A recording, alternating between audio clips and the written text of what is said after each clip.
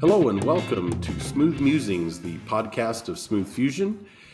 Today we're back with the second installation of our series on what to expect when going through an enterprise web rebuild. And so in the first installment, we talked about design and discovery and planning. So if you missed that one, definitely go back and look for that episode. Today, we're going to focus on implementation.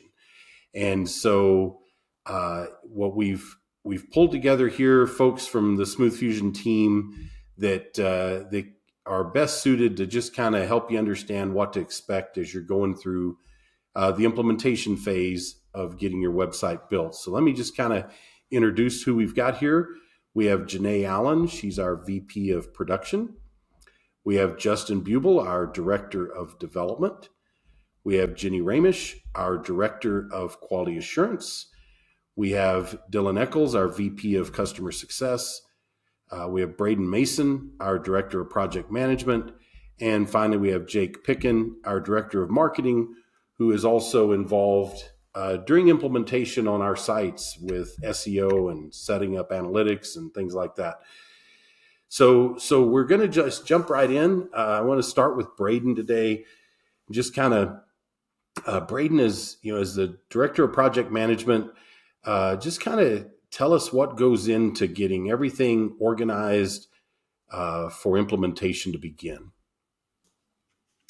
Yeah, so after design and discovery, a project manager is going to be assigned to your project, and most immediately they're going to be tasked with importing every issue necessary to complete your desired project. Within that setup, there's a lot of necessary relationships set up between the tasks to allow for smooth transition between either different roles or different parts of the site, whether it be front end or back end.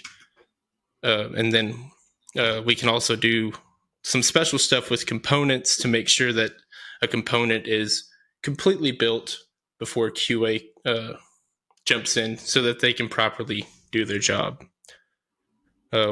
Once the tasks are imported, we'll break the schedule up into 2-week sprints. And we'll populate that based on how many developers that we have on your project and also their current capacities. Take into account any type of holidays coming up, planned PTO, things of that sort. And from that point, once we have everything set up within Jira, we'll work with the solution architect to get descriptions populated, make sure all the information's in the correct place so that we eliminate as many questions down the road as possible in the beginning. Whilst going throughout your project, your main point of contact is going to be the project manager.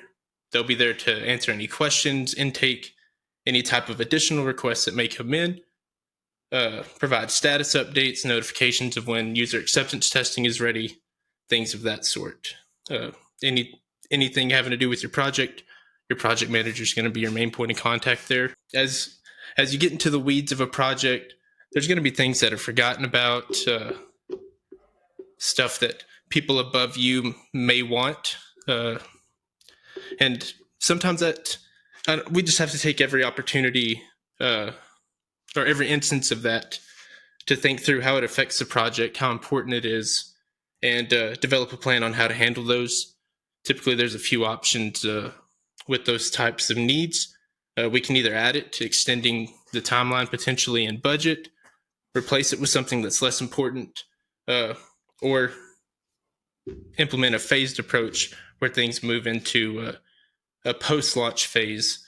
And then I guess throughout the project, something that's really important to keep in mind is that we need to be kept in the loop of anything that could potentially affect the project, specifically additional requests. But if expectations change internally with your team, we need to know about it so that we can do what we have to do to keep the project going forward, keep expectations set, and in the end, make you and your company look as good as possible. And also think it's important to remember that we are on the same team. Unfortunately, sometimes we have to be the bearer of bad news. There's something that wasn't considered in the beginning.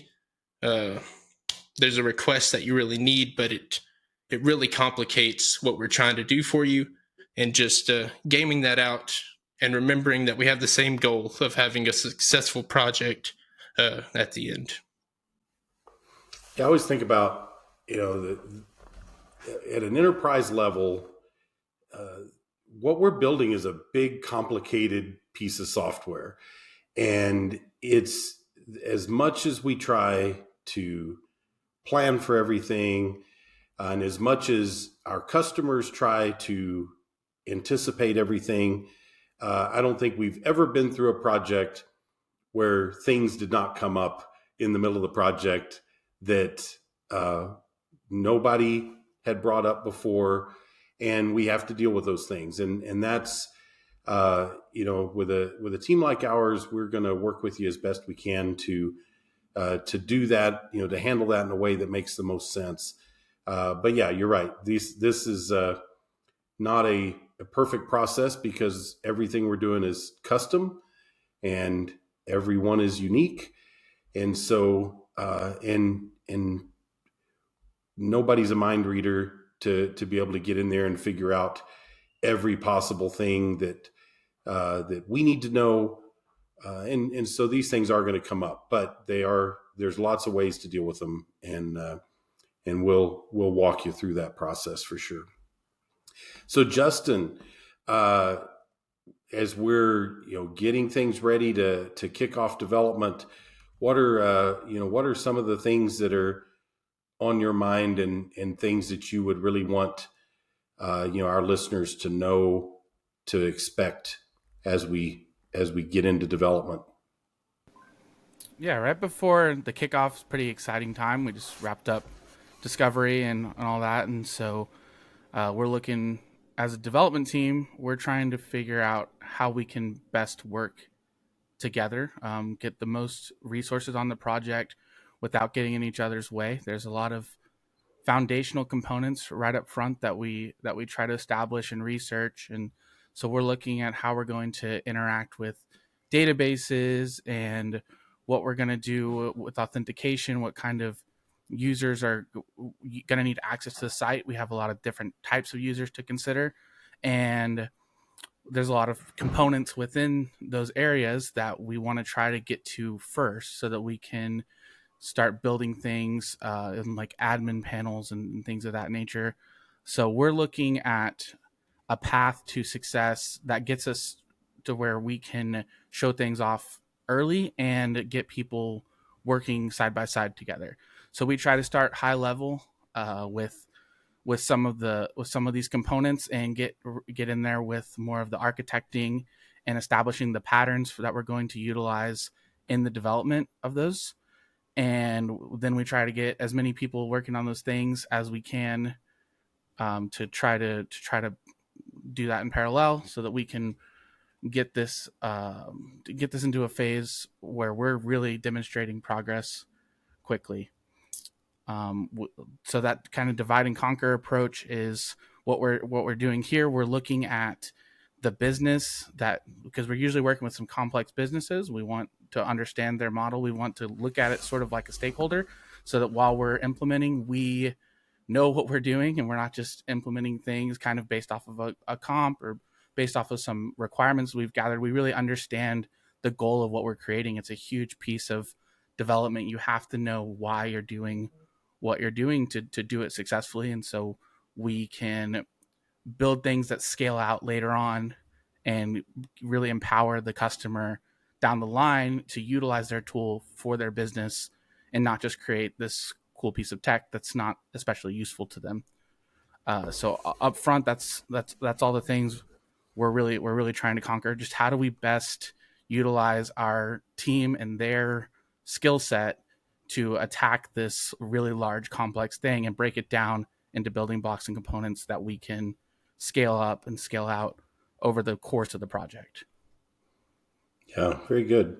Janae, do you have anything you want to add to that? Yeah, sure. In the first podcast, I had talked about how we would be working on a technical architecture for the project, and that's what's used to help populate all those tasks that's created by the project management team, where we will create a task that covers, one small chunk of work. We have the requirements in it, the links to the designs. But then, as Braden also mentioned, that we have the relationship set up between that task and other ones.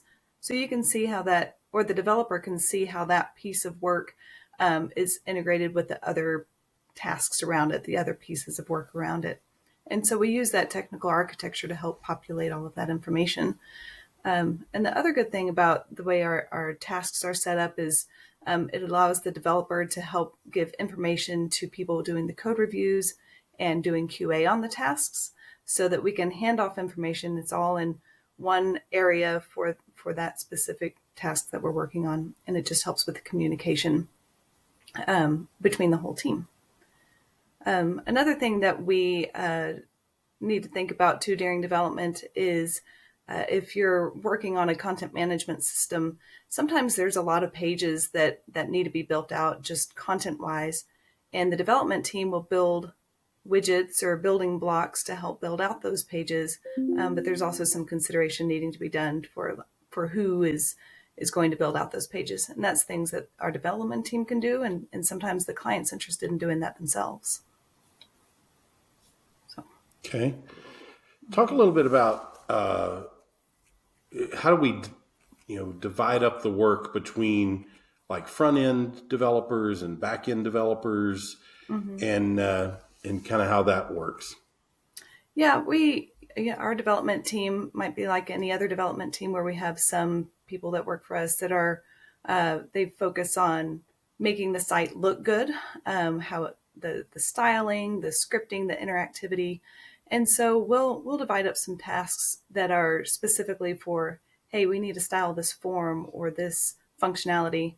And then they'll have another developer who is building out the back end of that code for someone who's querying the database or getting data from a third-party system. And then having those pieces finished before it's sent off to QA so that QA can test it front end. Yeah, and we're going to talk about QA here in just a minute. But Dylan, Janae had brought up the point of there being a lot of content pages to build often on these projects, and so and a lot of times it's kind of a surprise, to our customers how big that lift is to get all those content pages built out. So talk to us about kind of the options that clients have when it comes to building out the not the core pages of the site, but the more content pages. Yeah, before jumping directly into that, I mean, this is really where having an inventory and a content plan really comes into play. Because quite often, if somebody looks at a website, they may only think of the website as what is navigable through the navigation.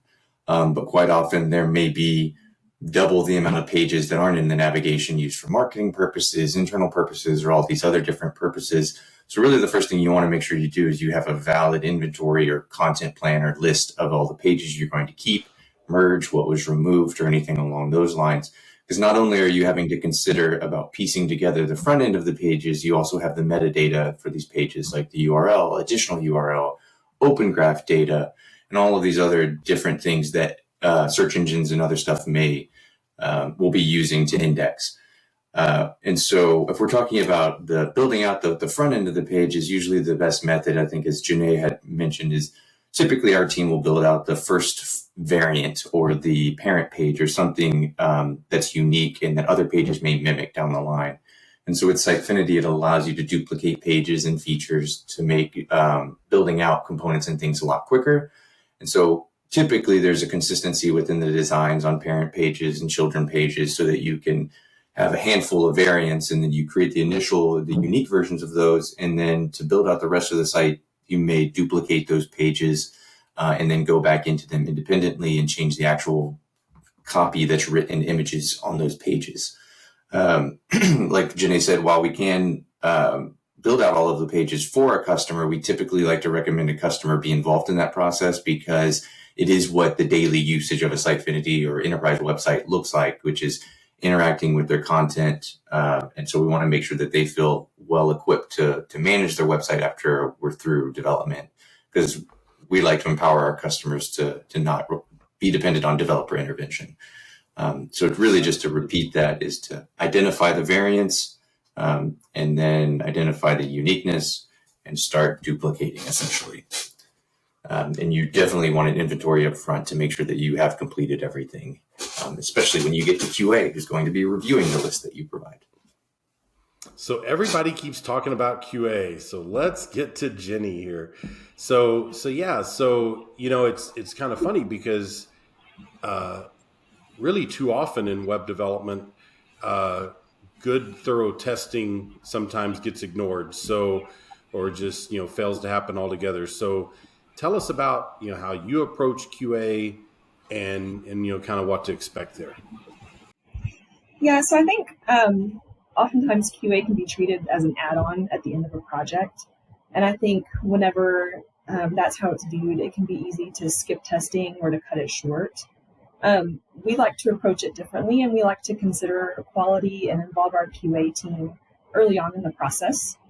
I think it's important that we take the time as a QA team to understand all of the requirements of a project and understand client expectations even before development begins, and kind of be able to ask questions and begin building our test plan early on.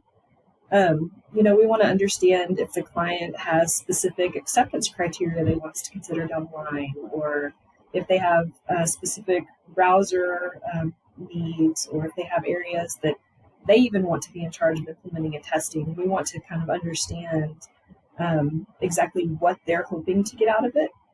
And then we also want our team to really understand each individual piece of functionality that's going to be implemented. And we can kind of take all of that knowledge together and we can test from a big picture perspective, keeping the whole project in mind, and then also have the details in front of us to be able to deep dive into each piece of functionality and test thoroughly the individual pieces. So, for us, we don't consider QA to be optional.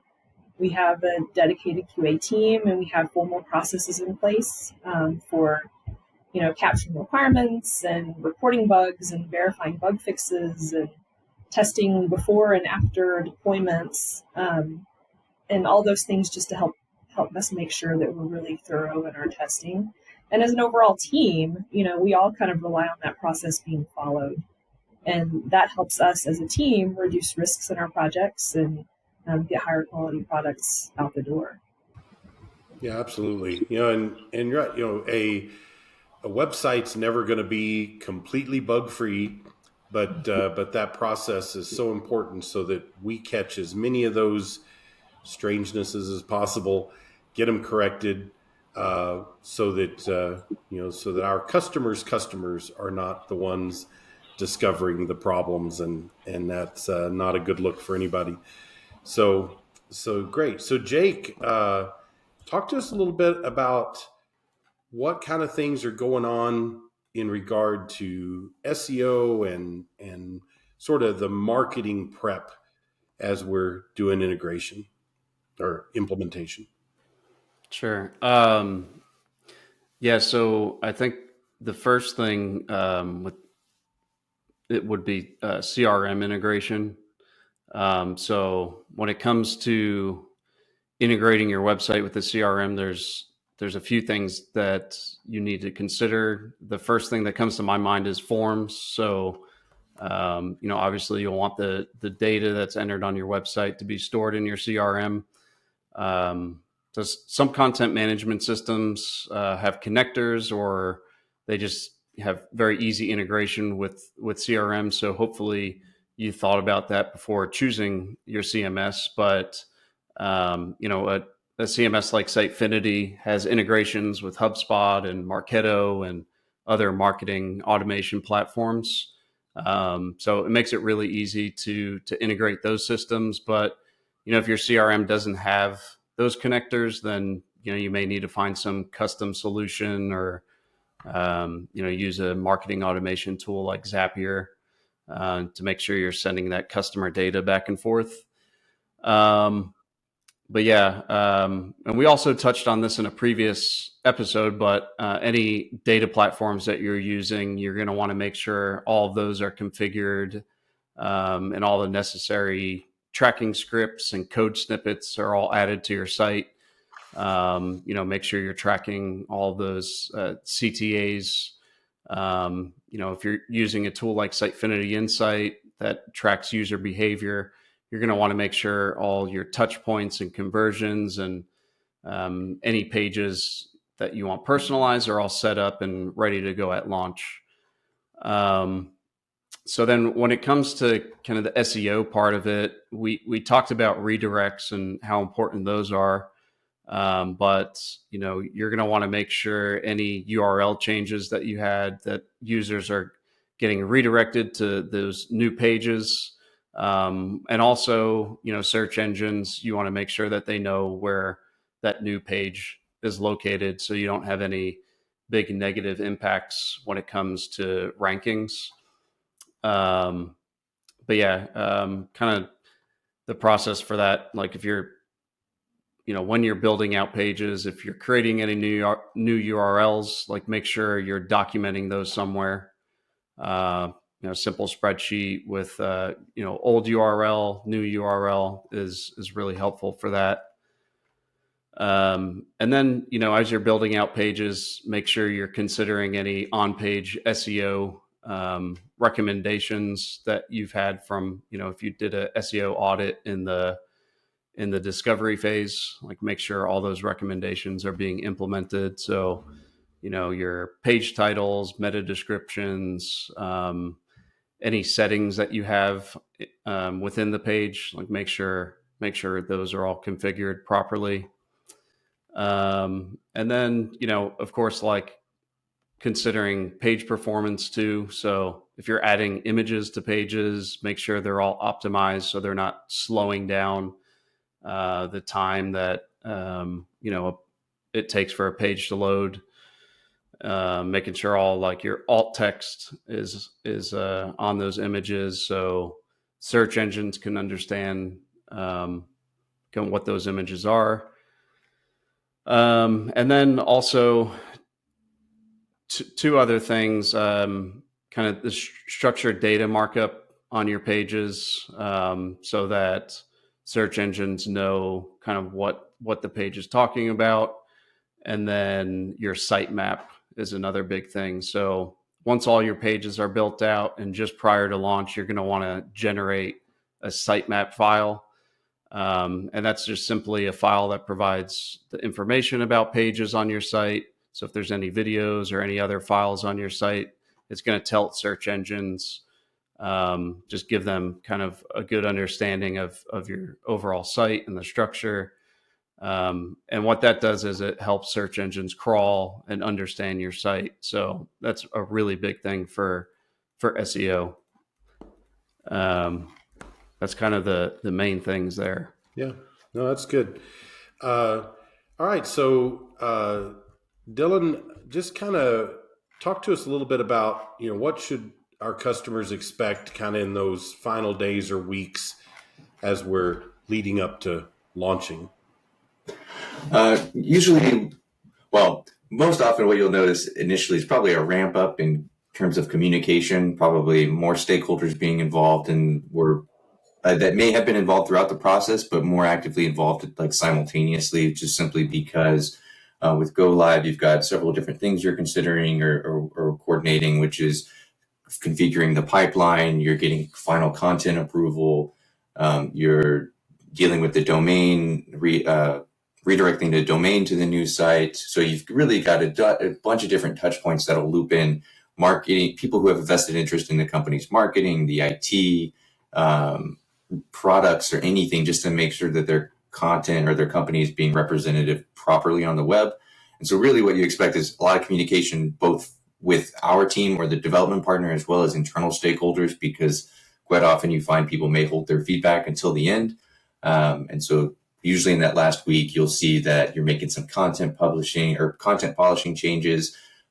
You're deploying the development site up to staging or production and just validating that all the environments are working correctly, and just really doing some smoke tests to make sure that everything is good for the actual day, go live day, and that we're not requiring like a deployment right before we're trying to swap the DNS and creating additional problems. So really it's just mitigating any risk that could occur on the day of go live or immediately after go live. And just lots of communication wrapping up the project. Yeah, and what I would add to that, I think, is there's a surprising amount of sort of fit and finish type things that happen at the end.